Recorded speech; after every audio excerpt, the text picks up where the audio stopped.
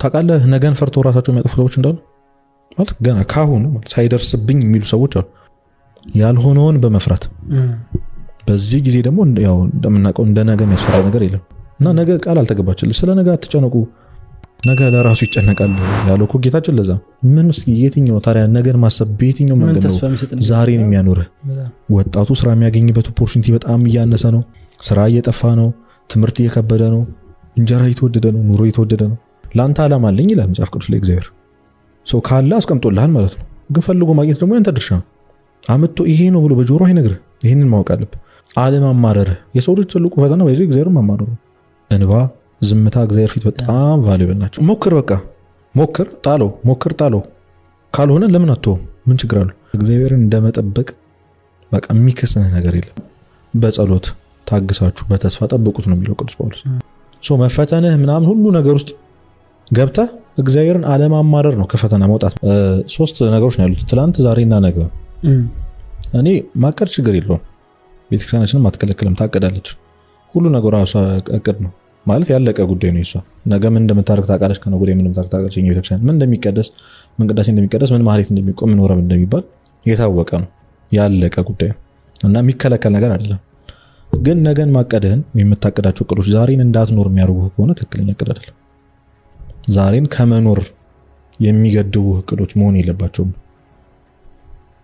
ዛሬ እንዳትበላ የሚያደርግህ ነገ የምትቆጥበው ገንዘብ ሊኖር አይገባም ይሄን ማወቅ አለብህ ዛሬን አንተን አስርቦ ስለነገ እንድታስብ ስለነገ ጥጋብ እንድታስብ የሚያደርግ እቅድ ልክ አይደል ዛሬን ከመኖር ማለት ዛሬን ፕሬዘንት ሆነ ከመኖር ዛሬ የመዳን ቀን ዛሬ ነው እንደተባለ ዛሬ ንስሐ ከመግባት ዛሬ ስጋው ደሙ ከመቀበል የሚከለክልህ እቅድ መሆን የለበትም የዛሬ 5 ዓመት አቺቭ ለማድረግ የምታስበው ነገር ያው ዞሮ ዞሮ ላቀድከው ነገር ሳክሪፋይስ የምታደርጋቸው ነገሮች አሉ ሳክሪፋይስ የምታደርጋቸው ነገሮች ግን ዛሬን መሆን የለበትም እና ለስንት ነገ ዛሬን ረግጠናልኛ ነገ እንደውለታለን ብለን ያጣኑ ስንት ሰው አለ በጣም ነገ ንስሐ ገባለሁ ብሎ ተኛ በዛው ቀረ ይባላል እነዚህ እቅዶች አይደሉም አይ ነገ ንስሐ ገባለሁ እቅድ መሆን የለበትም ነገ ስጋው ደሙ ቀባለሁ እቅድ መሆን የለበትም ነገ በላለሁ እቅድ አይሆንም ነገ ጓደኞቼን ጠቅማለሁ ነገ ቤተሰቤን አስባለሁ እቅድ አይሆንም ስራህን ልታቅድ ይችላል ነገ እንዲያደርጋለሁ እሺ ባታደርገው ዛሬ ባታደርገው የሚያጎልህ ነገር የለም አይደል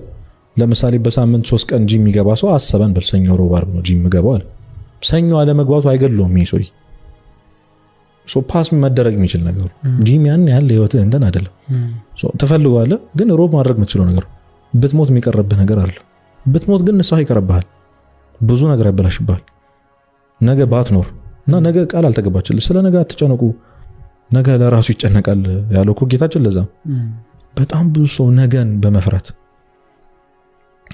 ታውቃለህ ነገን ፈርቶ ራሳቸው የሚያጠፉ ሰዎች እንዳሉ ማለት ገና ካሁኑ ሳይደርስብኝ የሚሉ ሰዎች አሉ ኮሮና ላይ ሳይዛቸው ራሳቸውን ሳይጠፉ የነበሩ ሰዎች አሉ ኮሮና ይዞኝ ቫይረሱ ይዞኝ ከመሰቃይ ብለው ራሳቸውን ከፎቅ ሲጥሉ የነበሩ ሰዎች አሉ ያልሆነውን በመፍራት በዚህ ጊዜ ደግሞ ያው እንደምናውቀው እንደ ነገ የሚያስፈራ ነገር የለም በጣም ነገሮች ሁሉ ዲጂታላይዝድ ይሆኑ ነው ወጣቱ ስራ የሚያገኝበት ኦፖርቹኒቲ በጣም እያነሰ ነው የሚያስቡት እነሱ ነው ስራ እየጠፋ ነው ትምህርት እየከበደ ነው እንጀራ እየተወደደ ነው ኑሮ እየተወደደ ነው ምን ውስጥ የትኛው ታዲያ ነገን ማሰብ በየትኛው መንገድ ነው ዛሬን የሚያኖር ያለች አሁን ናት አሁን ፕሬዘንት እኔ ተርኒንግ ፖይንቴ ይሄንን ማሰብ ነው በነገራችን ላይ በጣም ቅርብም እኛ ሞትን አናቆም ነበር በቤተሰብም በምንም አናቆምና ሰንበት ቤት ውስጥ በጣም የምንወደው ሰው ካጣን በኋላ የሁሉም ሰው ፐርስፔክቲቭ ይሄ ነገር ኤግዚስት ያደርጋል ማለት ነው በዚህ ደረጃ ቅርብ ነው ሞት የሚገርምህ ባይዞ ያጠገበ ሲደርስ ነው የሚታወቅ ኦኬ ከዚህ በኋላ አላገኘው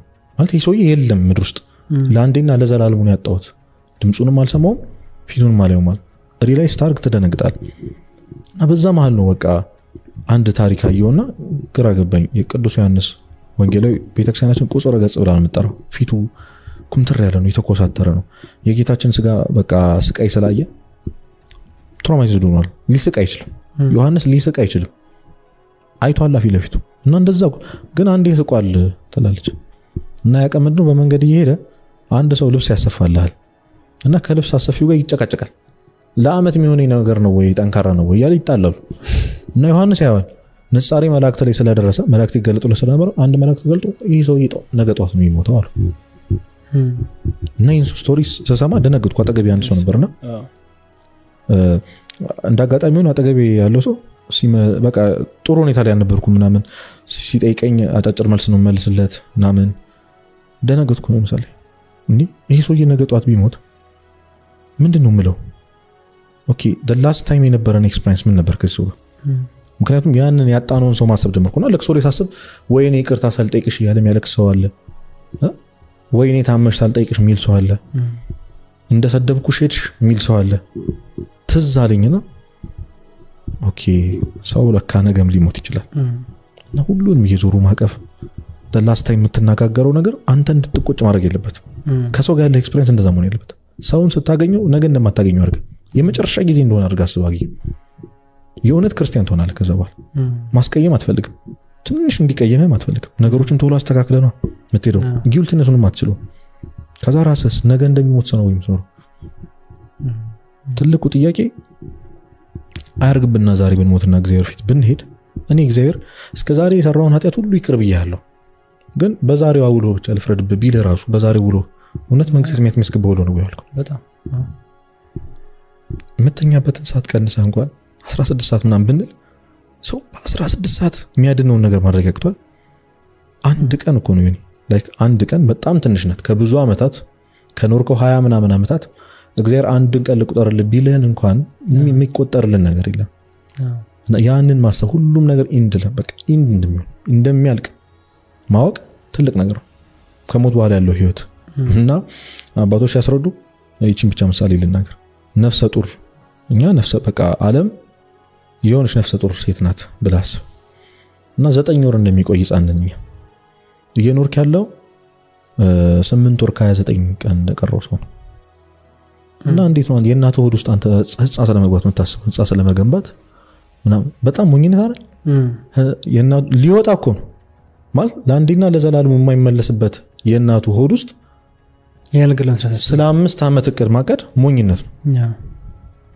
ማቀድ ያለበት የሰው ምንድነው ከተወለድኩ በኋላ እንዲሆናለሁ እና ዓለም አመጣህ በሞት ተወልደሃለች ወዴት ወደ ዘላለማዊ ህይወት ወደማያልቀው ማለት ነው ለዛ ነው ፕላን መደረግ ያለበት እና ቀደም እንዳልኩ ኢንቴንሽን ነው ሰው ያቅድ ማቀድ ያለበት ነገር እቅዱ ለነገው ለተባለው ለዘላለማዊ ህይወት የሚሆነው ነገር ካቀድ ፎቅ መገንባት አሰብካ ፎቁን ነዳያን የሚመገቡበት ብትል አየ ለመዳን ነው ያርካለው ኢንቴንሽን እግዚአብሔር እስከሆነ ድረስ ችግር የለም ፕላን አታርግም መጽሐፍ ማሳተም የምትፈልግ ከሆነ ሰክሰስፉል የሆነ ደራሲ ይሆናለሁ ሚል ሐሳብ አለ ህዝቡን እቀይራለሁ ወደ እግዚአብሔር አቀርባለሁ ሚል ኢንቴንሽን አለ ይሄ እስከሆነ ድረስ የዛሬ ቢሊዮን ዓመትን ብታቅድ ተከለ ችግር የለው እና ከሁለት አንፃር ነው ኢንቴንሽንህ እቅድህ ውስጥ ያለው ኢንቴንሽን አንተን ማጥቀም ሳይሆን ክርስቲያን ለመሆን ከዛ ለወደፊት ለዘላለማዊ ህይወት የሚሆን ነገር ስንቅ የሚያደርግ ሁለተኛው ደግሞ ዛሬህን የማይገልብህ እቅድ ነው መሆን ያለበት ይሄንን ካሰበ ሰው ምንም ቢያቀድ ችግር የለም the reason behind በጣም ስትሮንግ ነገር ነው ግን ቅድም ለምሳሌ ስለሞት አነሳና ምን ያህል እኮ ኢምፖርታንት እንደሆነ እኮ የምናውቀው ላይክ ዌስተርን ወርልድ ላይ ትላልቅ ዲቤቶችን ከፍቶ የሚያከራክር ነገር እኮ ከሞት በኋላ ህይወት አለ ወይስ የለም ነገር ነው ምክንያቱም ሊትራሊ አሁን ላይ ለምንኖረው ህይወት ሴንስ የሚሰጠውም የማይሰጠውም ይሄ ኮንቨርሴሽን ነው በጣም በቃ የለም ከዚህ በኋላ ህይወት አይቀጥልም ብለህ ካሰብክ ይሄ ምንም እንትን የለውም ምን ታረጋለህ ጀምር ምንም ሴንስ የሚሰጥ ነገር የለውም ስለ ቀላል ነገር አይደለም like for a moment ሰው አሁን እዚህ ጋር የሆነች ሞመንት ወስዶ ቢያስበው ይሄንን ኢንተርናላይዝ ማድረግ ከቻለ እውነት እንዴት ነው አንዳንዴ በጣም ነገሮች ይደጋገቡና እኮ ዝም ብሎ ውስጣችን ሳይገባ እየነጠረ ይመለሳል የእውነት like ሞትኩ በኋላ ሌላ ደግሞ የሆነ የሚጀምር ነገር አለ ከዛ ደግሞ አያልቅም በጣም ደግሞ ረጅም ነው እና አሁን ላይ የምትሰራው ነገር ነው ደግሞ የዛ ፋውንዴሽን ይሄ just ዝግጅት ነው በጣም ከባድ ነገር ነውና ከባድነቱም ደግሞ የምታውቀው ዓለም ላይ በቢሊየን የሚቆጠሩ ሰዎች ይሄንን ማመን አቅቷቸው አይ ጭራሽ በቃ እንደዚህ የሚባል ነገር የለም ህይወታችን እዚሁ ነው የሚያልቀው የፈለግነውን ነገር አድርገን መኖር እንችላለን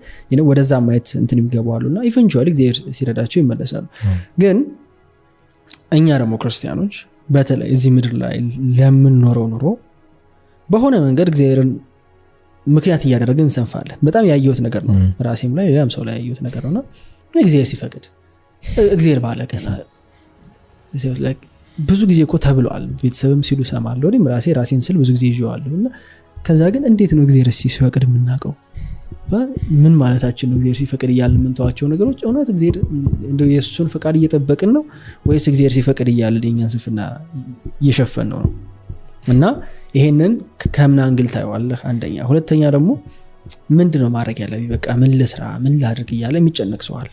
በሆነ መንገድ ደግሞ እግዚአብሔርን ያምናል። እግዚአብሔር አንተ ማጥለኛ አጥለኝም እኮ በቃ እዚህ ምድር ላይ አመጣኝ ለዚህማ አይደለም እኮ እዚህ ያስቀመጥከኝ የሆነ ነገር ደግሞ እኮ ታረግልኛል ደግሞ እያለ የሚያስብ ሰው አለ ከእግዚአብሔር የሆነ ነገር የሚጠብቅ። ይሄ እንዴት ታየዋለህ? እግዚአብሔር ሲፈቅድ የማይፈቅዳቸውም የሚፈቅዱ ነገሮች ኦልሬዲ ኦብቪየስ ናቸው በጣም። በነገራችን ላይ ህይወታችን ላይ ሬር ነው ከ1000 ሰው አንድ ሰው ነው የእግዚአብሔር ፍቃድ በቀጥታ እንዲጠይቅ የሚያደርግ ጉዳይ የሚገጥመው።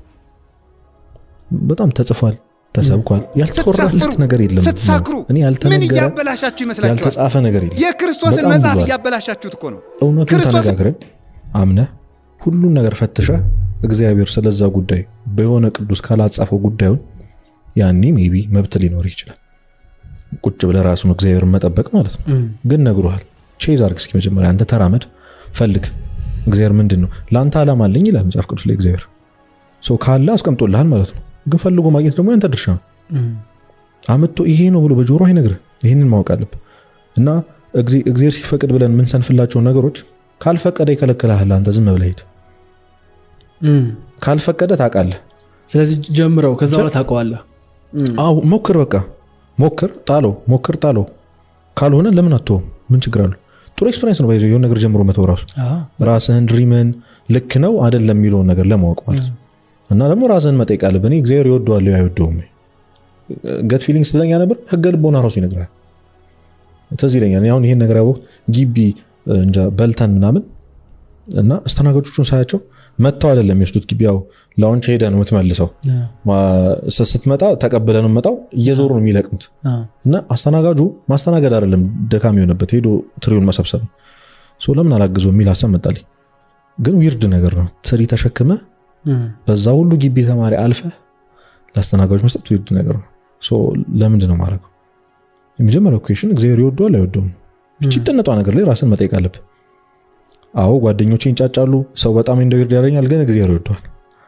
ሶ ትክክል መሆኑን በእግዚአብሔር መውደድና ለመውደድ እርግጠኛ ሆን ካል ድፍረቱን ለማግኘት ደግሞ እኔ ለሰው መመክረው ነገር አንድ ነገር ለማድረግ ከሰው ጀጅመንት ከሉኝታ ለመዳን ይህንን ባድርገው አንድ ሰው የሆነ ነገር በማድረግ የሚመጣበት ትልቁ ሪስክ ቴክ የሚያደርገው ክፉ ነገር ሞት ነው።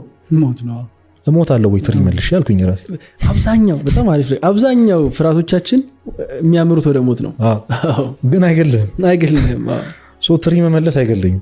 ሁለቱ ነገሮች በጣም ፓወርፉል ነው። እና ሳነሳው ከተንጫጫ ምን ልታረግ ነው ምናምን ልመልስ ነው ትሪ ለምን እንዴ ምን ችግር አለ በግስ ኧረ አንተ ምናምን በኮንፊደንስ ሰውም እያየኝ ነው ምናምን። ከዛስ እቺ ትንሽ ነገር ህይወት ላይ ትላልቁ ዲሲሽኖች ላይ ደግሞ ይመጣል። በህይወት የምትወሰናቸው ትልቅ ነገር ላይ ስትደርስ ይሄን ነገር እግዚአብሔር ይወደዋል ወይስ አይወደውም ውስጥ ራሱ ይነግራል። 2 ደቂቃ ሜዲቴት ብታደርግበት ይገባል። ሁሉም ነገር እንግዲህ መደጋገም አያስፈልግም። ሁሉም ነገር የሚከለለው በኢንቴንሽን ነው ብለናል። ለማን ብዬ ነው ማድረገው ብለህ ራስን ጠይቃ የሚመለስልህ መልስ የእግዚአብሔር ፍቃድ ነው። የእግዚአብሔር ፍቃድ የሚሆነው ስለ እግዚአብሔር ብለህ የምታደርገው ከሆነ ስለዚህ ሰው የሚጠብቀው የሆነ ይሄ በቃ እግዚአብሔር በፈቀደ ሰዓት እግዚአብሔር በፈቀደ ጊዜ የሚባል ነገር አንተ ነህ ጊዜውን ሴት የምታደርገው አንተ ነህ የምትሄደው። እሱ ካልፈቀደ ይነግርሃል። ጊዜው ካልሆነ ይመልሳል አይደርስም። እዛ ነገር ከዛ አትሄድም የሚባሉ እኮ ምን ጠብቃቸው ነገሮች እኮ አሉ። እግዚአብሔር ከፈቀደ ምን እላቸው ነገሮች አሉ። ግን ስንፍና ሊያረጋግባ ይገባ። አሁን እንሳ እግዚአብሔር ከፈቀደ አይባልም። ስጋው ደግሞ እግዚአብሔር ከፈቀደ አይባልም። ፈቅዶልሃል።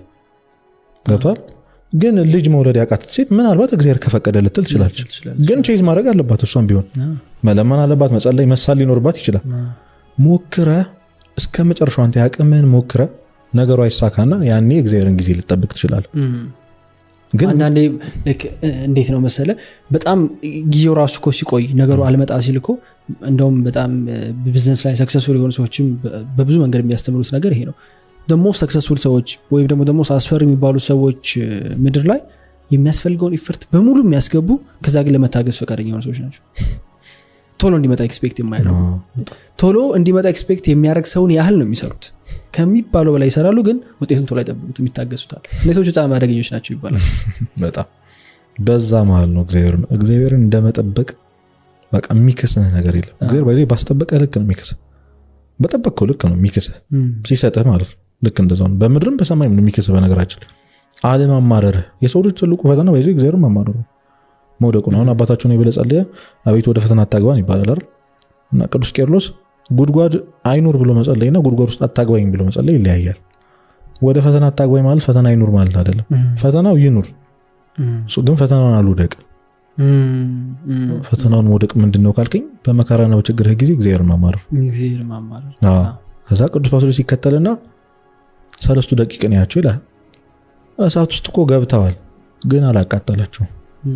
ገብርኤል ያዳናቸው እነዛ 3 ወጣቶች እሳት ውስጥ ገብተዋል ግን እሳቱ አላቃጠላቸው። መፈተንህ ምናምን ሁሉ ነገር ውስጥ ገብተህ እግዚአብሔርን አለማማረር ነው ከፈተና መውጣት ማለት። ፈተናን አለመውደቅ ማለት በመጠበቁት ስትሆን ራሱ እግዚአብሔርን በመጠበቁት ስትሆን እግዚአብሔር ያህል ቁጭ ብሎ እየሰማህ እኮ ነው። እንግዲህ የልብህን ጩኸት መቼም አትደብቀው። እግዚአብሔር ዝምታም ይጮሃል አንዳንድ ጊዜ እግዚአብሔርን ጭቅጭቅ አለማድረግ ራሱ። ሊቀ ነቢያት ሙሴ ህዝቡን ይዞ ከወጣ በኋላ ከፊት ለፊቱ የኤርትራ ባህር ከኋላው የፈርዖን ወታደር መጣበት። መሀል የተጨነቀ ህዝቡ ቅውጥ ያደርገዋል። አንተ ገደል ከተትከን የግብጽ ሽንኩርት ይሻለን ነበር ይሉታል። እሱ ግን ዝም አለ፣ ምንም አልተናገረም። እና እግዚአብሔር እንዳለው ታውቃለህ ሙሴ ሆይ ለምን ትጮህብኛለህ አለው። ዝምታው በጣም እንባ፣ ዝምታ እግዚአብሔር ፊት በጣም ቫልዩብል ናቸው። እና በጸሎት ታግሳችሁ በተስፋ ጠብቁት ነው የሚለው ቅዱስ ጳውሎስ። በቃ እየጸናችሁ እየጸለያችሁ እግዚአብሔርን ጠብቁት። እና በዚህ ነው ፈቃዱን ምናምን የሚባሉ ነገሮች በቃ ይሄ ጉዳይ እግዚአብሔር ፍቃድ እንደሆነ አላውቅም። የምታውቅበት መንገድ ተቀምጦልሃል። መጽሐፍት አሉ፣ አባቶች አሉ፣ ጸሎት አለ፣ ሱባኤ አለ። አድርግ። እስከዛ ድረስ ሄደ የእውነት ተነጋግረን ራስን ሳትዋሽ እስከዛ ድረስ ከፒኩ ድረስ ማድረግ እስከምትችሉ ድረስ ሄደ። ዝም ካለ ያን ጊዜ መጠበቅ ጀምር። በቃ እግዚአብሔር ሲፈቅድ ይሆናል የሚባለው አንተ ይፈርተን ከጨረስክ በኋላ